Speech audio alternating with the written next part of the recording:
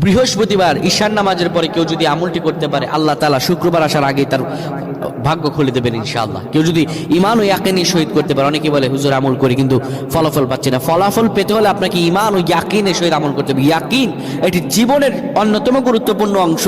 ইয়াকিন ছাড়া যত আমল করা হয় সব আমলগুলো হচ্ছে নসিব, কোন আমল আল্লাহর দরবার কবুল হবে না। ইয়াকিন এটি গুরুত্বপূর্ণ অংশ।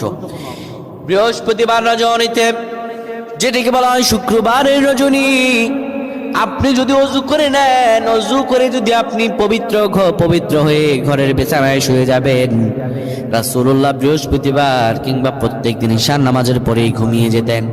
আপনি পাক পবিত্র বিছানায় শুয়ে সূরাতুল মুলক তেলাওয়াত করবেন। সূরাতুল মুলক তেলাওয়াত করার পরে এরপরে আপনি 7 বার পড়বেন আল্লাহুম্মা গফিরলি ওয়ারহামনি, আল্লাহুম্মা গফিরলি ওয়ারহামনি। এই পরে দুটি হাতের মধ্যে ফু দিয়ে চেহারায় লাগাবেন।